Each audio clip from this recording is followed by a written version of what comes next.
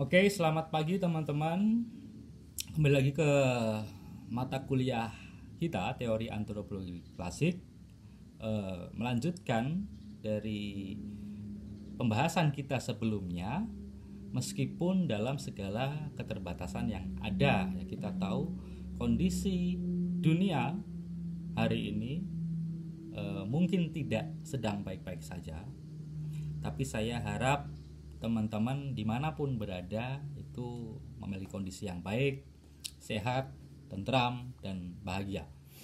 Oke, kita lanjutkan langsung saja pada materi hari ini. Oke, sebelum masuk ke materi, saya akan sedikit menyampaikan tentang metode perkuliahan ini. Pertama, caranya adalah seperti ini. Saya share rekaman video saya. Yang kedua, mungkin saya tidak sempat membuat video, saya akan membuat rekaman suara atau podcast yang kemudian akan saya share juga di Google Classroom. Yang ketiga, mungkin kalau kita semua sempat, kita akan coba video conference untuk perkuliahan ini menggunakan Zoom, Skype, atau Google Meet. Itu bisa kemudian kita sesuaikan. Oke teman-teman, kita masuk pada pembahasan materi hari ini, yaitu teori cultural behavior atau kepribadian kebudayaan atau yang disebut sebagai antropologi psikologi. Teman-teman, kemunculan paradigma cultural behavior, saya sambil baca, itu tidak bisa dilepaskan dari kemunculan teori-teori sebelumnya. Kita tahu bahwa pada era awal itu muncul paradigma teori evolusi budaya. Kemudian dilanjutkan dengan difusi kebudayaan. Ketiga, itu kemudian pada akhir abad 19 itu kita kenal dengan partikularisme historis yang disuarakan oleh Franz Boas. Nah,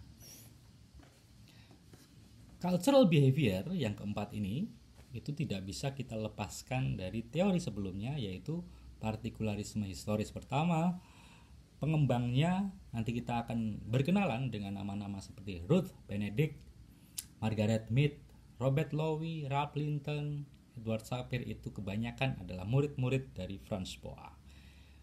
Yang kedua, semangat yang menjiwai teori ini itu mirip meskipun tidak sama dengan partikularisme historis. Ya, kita sedikit kembali. Asumsi kebudayaan dari partikularisme historis itu melihat bahwa kebudayaan itu berkembang melalui sejarahnya masing-masing dan membentuk karakter kebudayaan masing-masing, sehingga tidak bisa dibandingkan dengan kebudayaan satu dengan yang lain. Tidak bisa diukur mana yang lebih baik, mana yang lebih tinggi, mana yang lebih advance, tapi relatif. Nah, maka kemudian Franz Boas mengkampanyekan apa itu relativisme budaya.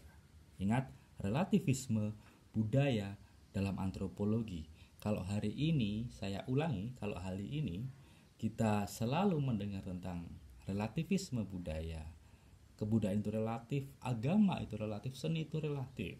Itu adalah pandangan-pandangan yang sebenarnya dikampanyekan oleh antropologi Amerika, murid-murid dari Franz Boas. Nah, kembali ke cultural behavior, murid-murid Franz Boas kemudian melanjutkan paradigma partikularisme historis dari gurunya ini secara lebih spesifik, bahwa kemudian apa yang kita anggap khas, ketika partikularisme historis menganggap kebudayaan itu khas, berkarakter, itu lebih didalami lagi oleh paradigma ini. Bagaimana cara mendalaminya? Paradigma ini menggunakan model manusia. Paradigma cultural behavior itu menggunakan model individu. dalam melihat sesuatu yang khas atau berkarakter. Teman-teman, kalau kita melihat individu berbeda dengan individu yang lain, seseorang berbeda dengan seseorang yang lain bukan karena fisiknya, bukan karena jenis kelaminnya, bukan karena ciri biologisnya. Semua orang dimanapun sama segi fisiknya, tetapi apa yang membedakan adalah behaviornya. Yang membedakan manusia, kepribadian manusia dengan manusia yang lain adalah etosnya, wataknya. Nah, kebanyakan kajian itu dipelajari oleh ilmu psikologi, ya toh. Nah, maka psikologi yang kemudian membedah kepribadian manusia, bagaimana manusia itu memiliki karakter yang berbeda antara manusia satu dengan manusia yang lain, individu satu dengan individu yang lain, dilihat dari bagaimana sejarah pengalaman hidupnya. Konsep-konsep psikologi, sudut pandang psikologi inilah yang kemudian digunakan untuk melihat kebudayaan. Bagaimana ilmu psikologi melihat karakter manusia, apa yang unik di dalam seorang individu, apa yang kemudian membuat karakter seorang individu itu adalah ciri psikisnya, behaviornya, kepribadiannya yang dipelajari oleh ilmu psikologi. Oke. Nah, cara-cara ilmu psikologi melihat individu ini digunakan oleh antropologi untuk melihat kebudayaan. Bahwa kebudayaan juga dianggap memiliki sesuatu yang khas, unik, berkepribadian, berkarakter, membedakan dengan kebudayaan yang lain. Maka teman-teman, pengambilan metode-metode psikologi ini, sudut pandang psikologi ini dalam antropologi itulah yang kemudian disebut sebagai antropologi psikologi, atau kemudian cultural behavior atau kepribadian kebudayaan. Sedikit saya sampaikan tentang, mungkin teman-teman bingung apa kemudian perbedaan antara psikologi, antropologi, dan ada satu lagi misalnya kalau kita tahu sosiologi. Ini secara sederhana, meskipun sekarang bisa diperdebatkan, secara sederhana untuk membedakan ketiga disiplin itu, ilmu itu mudahnya seperti ini. Bahwa psikologi atau gini, kita melihat sebuah masyarakat itu adalah sebuah entitas atau kesatuan yang terdiri dari unsur-unsur atau bagian-bagian, komponen-komponen, ya kan? Kesatuan masyarakat ini adalah kesatuan yang terdiri dari komponen-komponen, unsur-unsurnya. Unsur yang paling kecil yaitu apa? Individu. Individu inilah kemudian yang menjadi ranahnya psikologi. Satu individu. Nah, di dalam masyarakat juga ada komponen yang lain, ada unsur yang lain, tidak hanya individu. Individu berkumpul memiliki identitas yang sama, memiliki perilaku, gagasan, karya, material yang sama. Inilah yang kemudian disebut sebagai komunitas. Gagasan, perilaku, hasil karya yang sama kita sebut sebagai kebudayaan. Nah, komponen komunitas dalam masyarakat inilah yang kemudian menjadi ranahnya antropologi. Oke, secara sederhana seperti itu. Komunitas, kelompok dengan kelompok yang lain, bergabung dengan kelompok yang lain, membentuk sebuah relasi sosial, sistem sosial yang lebih besar, berelasi satu sama yang lain, itu yang kemudian kita sebut sebagai masyarakat. Lebih luas. Ini yang biasanya menjadi secara tradisional menjadi ranahnya sosiologi. Oke? Jadi sosiologi itu melihat masyarakat secara lebih luas, antropologi itu menekankan pada kelompok-kelompok, komunitas-komunitas sosial budaya, dan psikologi itu melihatnya dari individu. Individu siapa? Individu anggota dari kelompok-kelompok ini. Nah, paham ya kira-kira? Ini secara sederhana, meskipun hari ini kita tidak bisa mengatakan mendefinisikan sesederhana itu, tapi ini bisa kemudian untuk memahami secara awal dulu.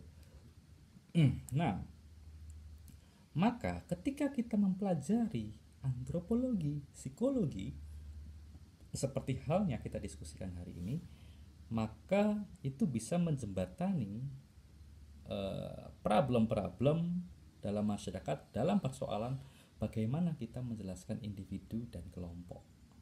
Bagaimana kita menjelaskan kelompok dan individu, relasinya seperti apa. Nah, mudahnya adalah bahwa kemudian antropologi psikologi itu melihat pertama kebudayaan dilihat dari segi psikologisnya, atau kebudayaan atau komunitas dalam masyarakat ini atau kelompok masyarakat tertentu itu dilihat secara psikologis, dari sudut pandang psikologis.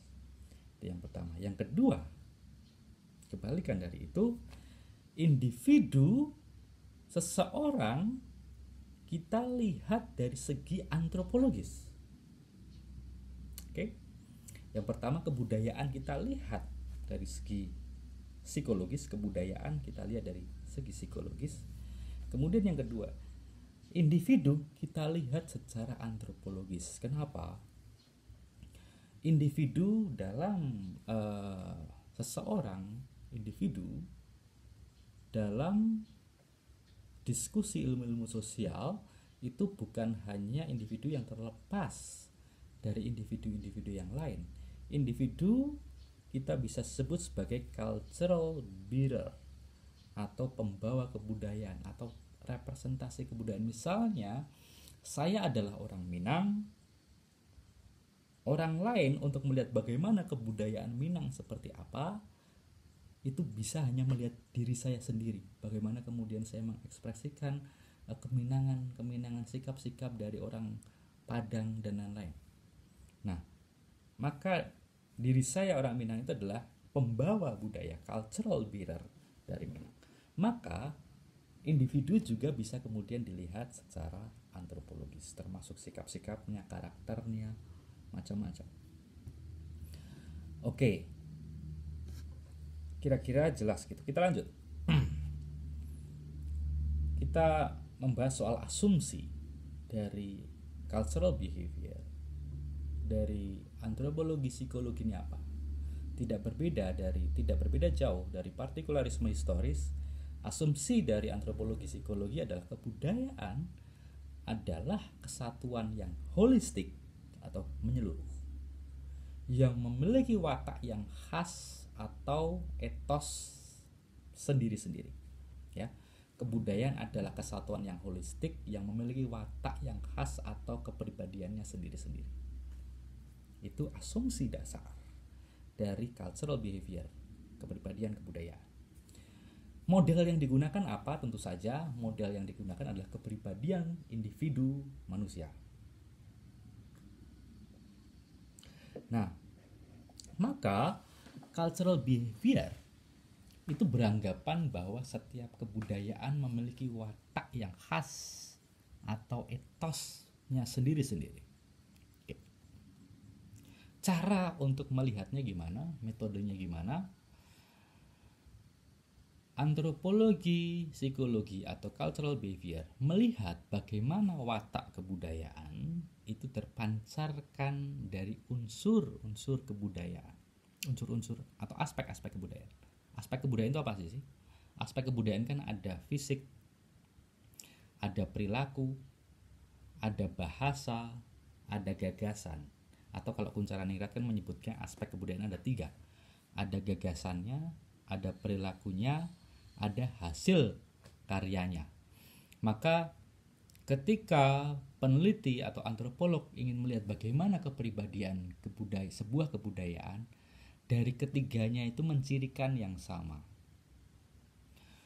Bagaimana gagasannya, bagaimana perilaku orang-orangnya, bagaimana ekspresi-ekspresi materialnya atau biasanya seni atau apa itu. Nah, misalnya kalau seni itu bagaimana seni dari sebuah masyarakat itu memiliki karakter, contoh kehalusan tertentu. Kalau kita berbicara pada mata kuliah etnografi Jawa Timur misalnya, oh masyarakat Jawa itu memiliki kepribadian seninya itu halus, lembut, kira-kira kayak gitu. Itu terpancarkan dalam perilaku orangnya, bahwa menekankan kehalusan, menekankan tingkat keindahan, kelembutan tertentu. Gagasannya pun juga seperti itu, bagaimana dunia ini dibagi antara yang halus dan kasar dan misalnya kayak itu. Nah, ada kepribadian, katakanlah orang Jawa seperti itu, yang terrepresentasikan atau terwujudkan baik dalam seni, gagasan, hasil karya, perilaku, dan lain-lain. Kira-kira skupnya seperti itu. Nah,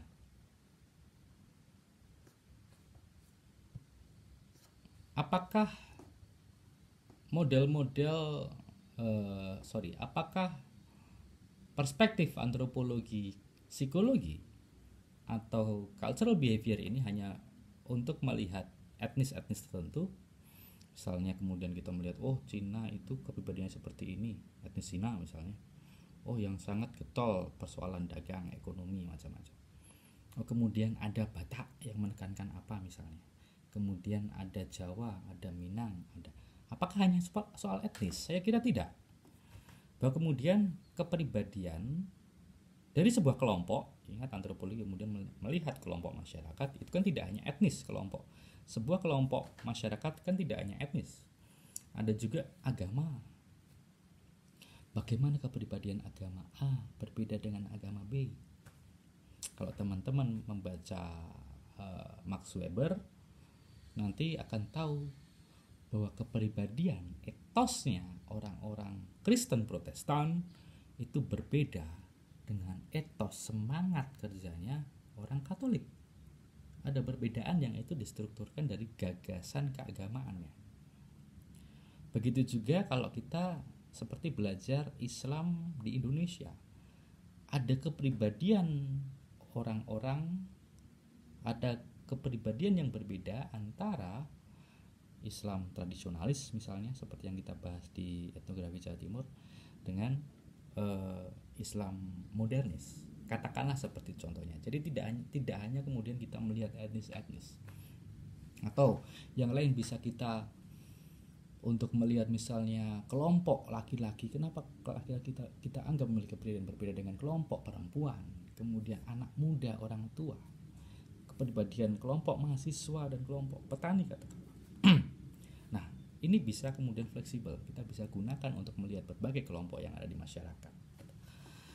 Oke, nah antropologi psikologi ini ada banyak tokohnya, tapi tokoh yang mungkin saya bisa sebut sedikit di sini ada beberapa yang kebanyakan adalah perempuan. Kita tahu bahwa psikologi itu biasanya adalah ranahnya perempuan. Saya juga bingung kenapa kemudian banyak cewek-cewek menyukai kajian psikologi. Tapi ya kita tahu bahwa kemudian yang menjadi pendekar-pendekar psikologi di antropologi atau antropologi psikologi itu adalah pendekarwati. Kebanyakan perempuan-perempuan.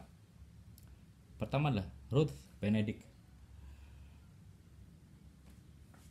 Ruth Benedict, teman-teman, ini adalah murid langsungnya Franz Boas.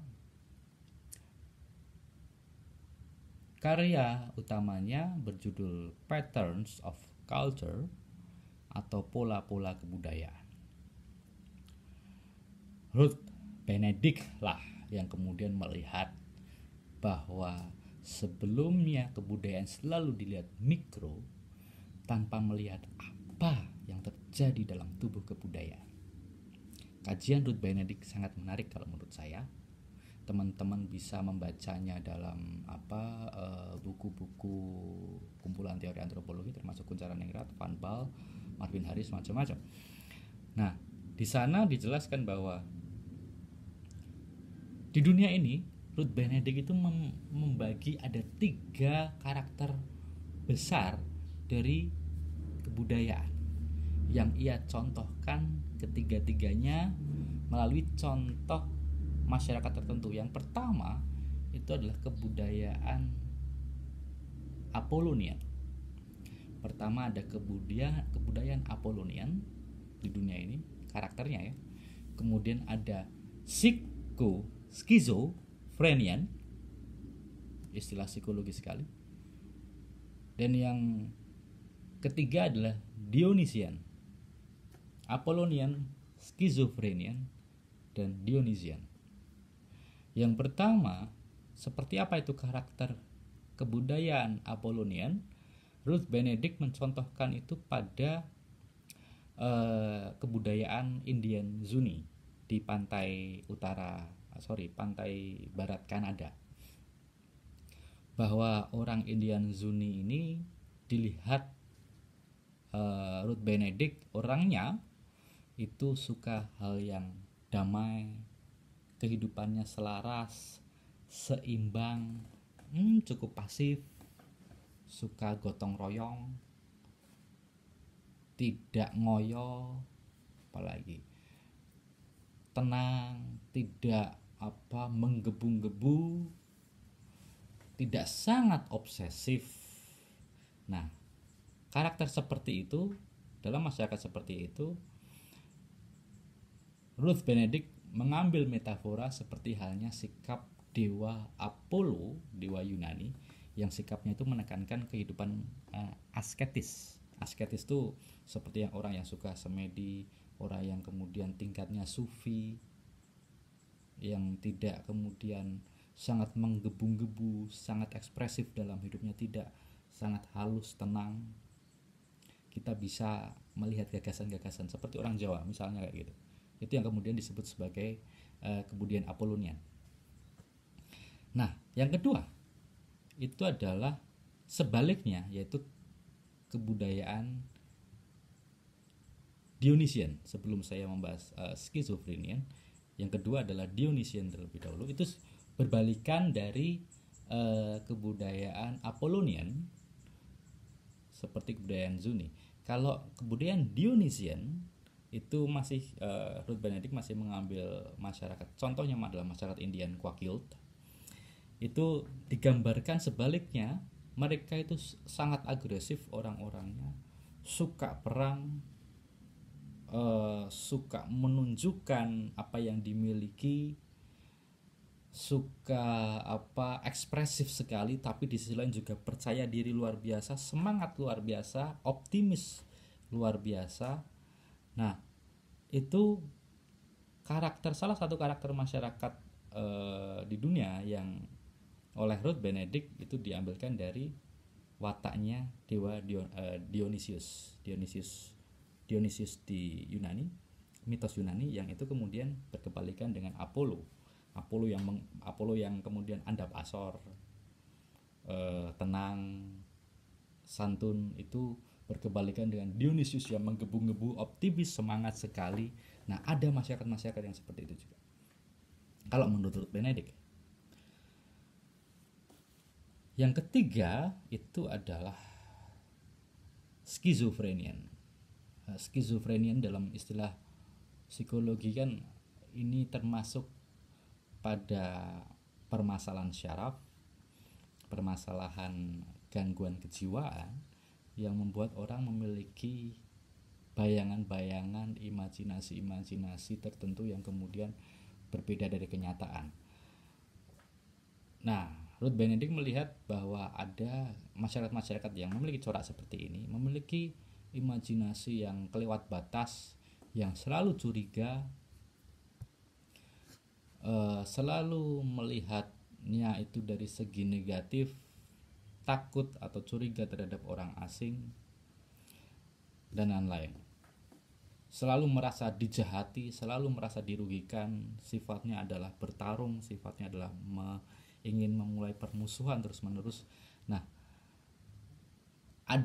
kalau menurut Ruth Benedict, ada golongan-golongan masyarakat di dunia ini memiliki pola-pola seperti itu yang kemudian disebut sebagai kebudayaan schizophrenian. Nah, itu karya awal dari Ruth Benedict yang kemudian ingin melihat bahwa di dunia ini ada loh kebudayaan ini, kalau kita lihat di dalamnya itu ada corak-coraknya tertentu. Itu yang pertama. Yang kedua, karya yang sangat sangat menjadi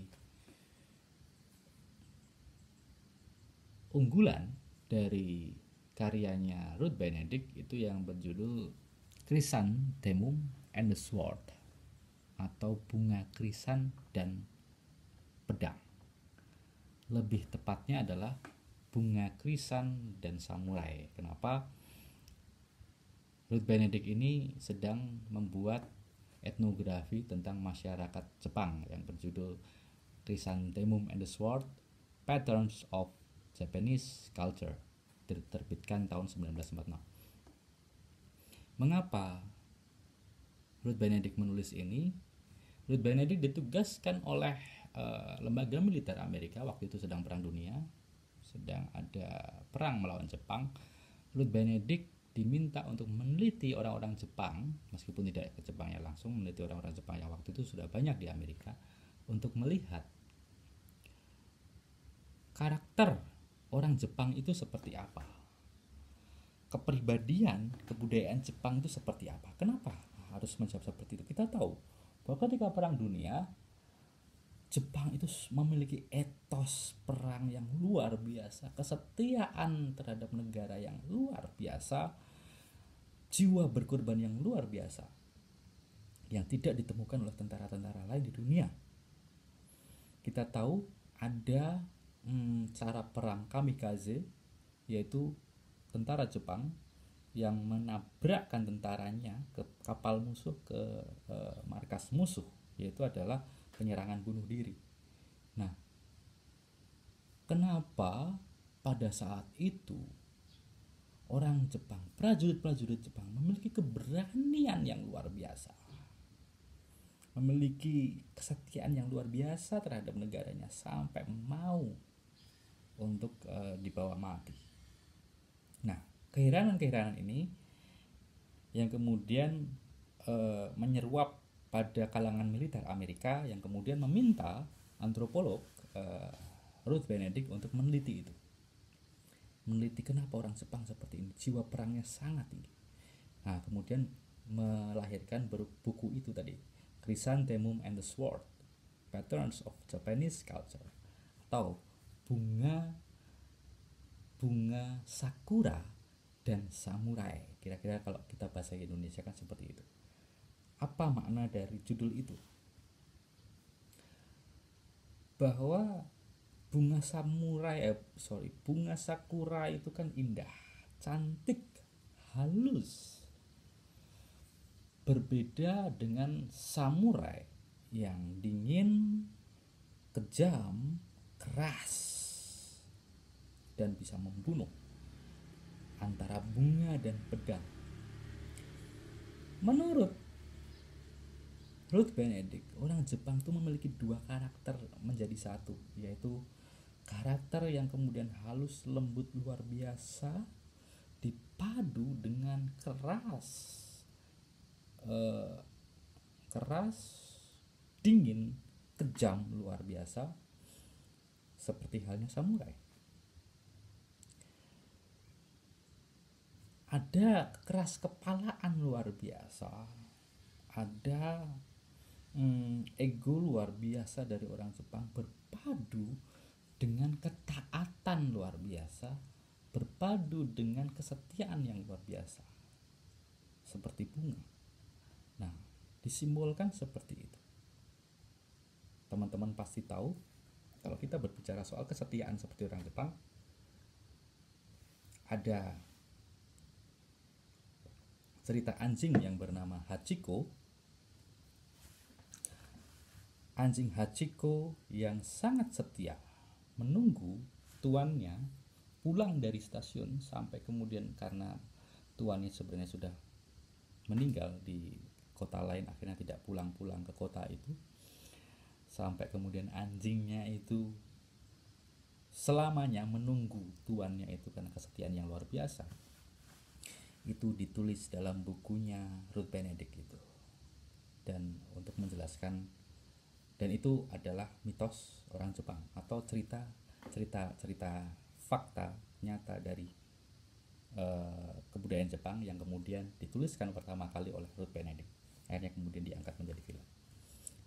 Nah, dari sana kita tahu bahwa ada kesetiaan yang luar biasa, ada pengorbanan yang luar biasa berpadu dengan keras kepala, semangat luar biasa, kekeras hatian luar biasa. Nah, itu yang ingin digambarkan Benedict membaca masyarakat Jepang seperti apa.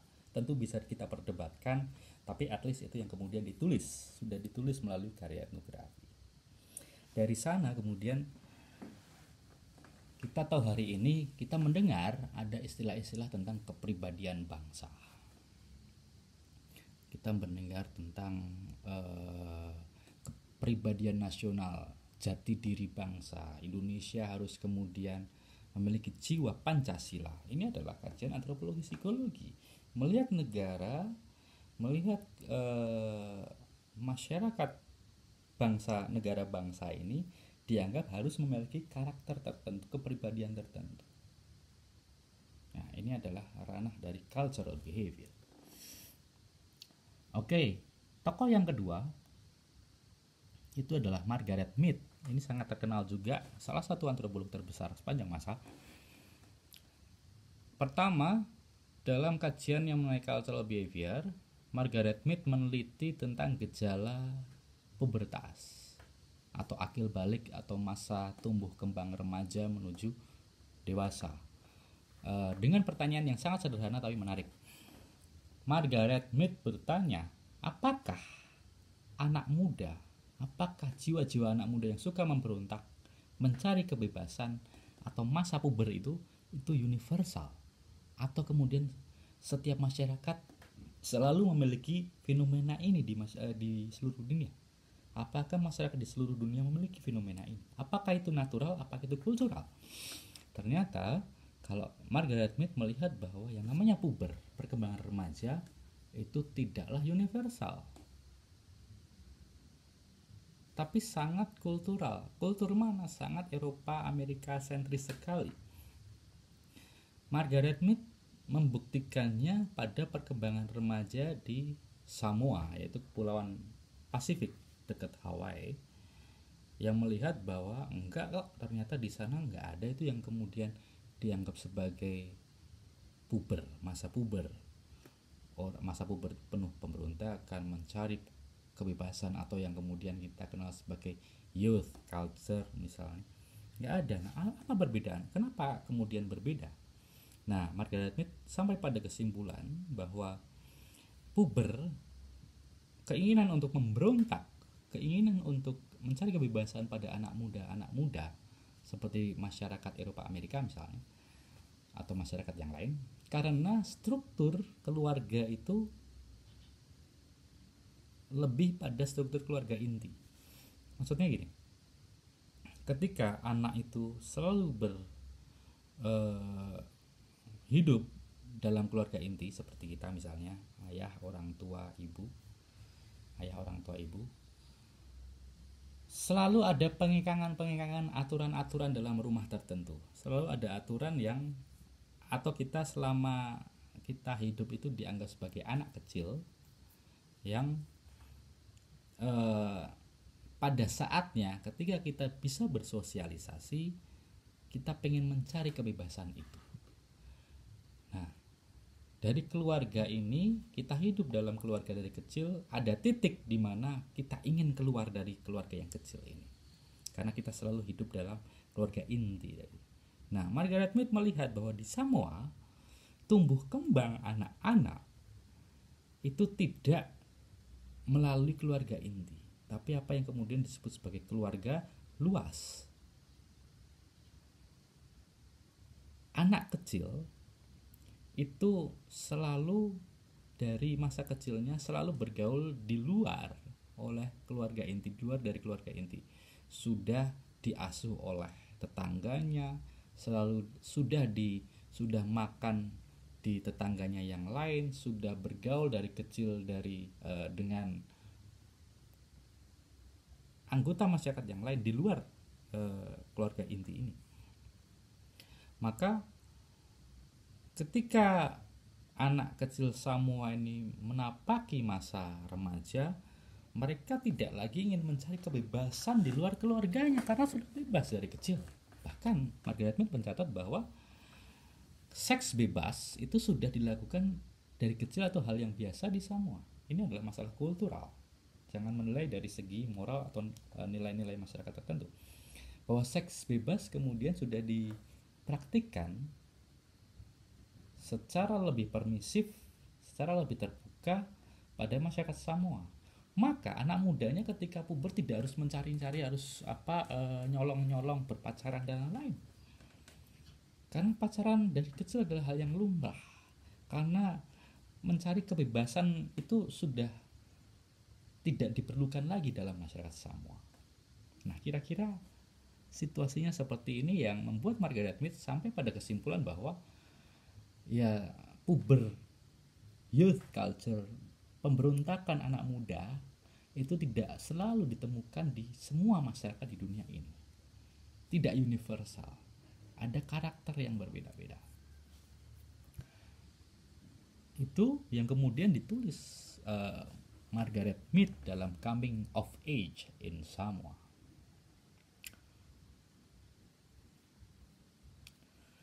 Nah, Margaret Mead ini lebih menekankan diri pada pola pengasuhan anak atau parenting. Ini penting teman-teman. Ya, psikologi berbicara soal parenting, ilmu psikologi berbicara soal pengasuhan anak, tetapi sebenarnya kajian budaya, antropologi itu juga kajian utamanya adalah soal pengasuhan ini. Kenapa? Teman-teman, bahwa kalau kita melihat kebudayaan itu sebenarnya adalah warisan sosial, norma-norma, nilai-nilai yang diturunkan dari generasi ke generasi, yang kemudian kita menyebutnya itu sebagai kebudayaan. Nah, bagaimana cara mewariskan?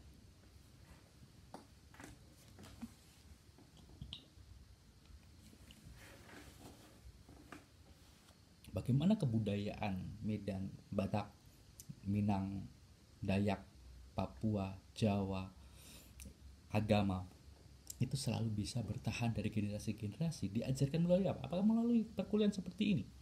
Tentunya tidak. Kemudian melalui apa? Jelas melalui parenting atau melalui pengasuhan pada masa kecil. Ini yang kemudian banyak dikaji oleh antropolog psikologi seperti Margaret Mead. Pewarisan kebudayaan ketika masa tumbuh kembang anak. Kenapa karakter kebudayaan A, kepribadian kebudayaan B, C seperti itu? Tidak lain tidak bukan itu karena bagaimana anak-anak dari kebudayaan itu diajarkan ketika kecil. Saya kasih contoh. Mengapa orang Indonesia itu sulit sekali untuk rasional? Mengapa orang Indonesia itu sulit sekali untuk berpikir secara rasional? Mudah saja karena bagaimana sejak kecil kita selalu diajarkan pada hal-hal yang tidak rasional. Kita dilarang main karena ada hantu, dilarang itu karena nanti setannya marah, karena kayak gini nanti bla bla bla bla bla, ditakut-takutin. Membuat diri kita kemudian besar menjadi orang-orang yang berpikir tidak rasional, berpikir tidak menggunakan nilai-nilai rasio, bahkan kemudian menjadi penakut. Kenapa? Kenapa kemudian ini menjadi sebuah kultur dari orang Indonesia percaya terhadap hal-hal gaib dengan luar biasa? Ya karena sejak kecil kita diajari kayak gitu. Bagaimana kemudian pola pengasuhan kita diarahkan ke sana? Nah,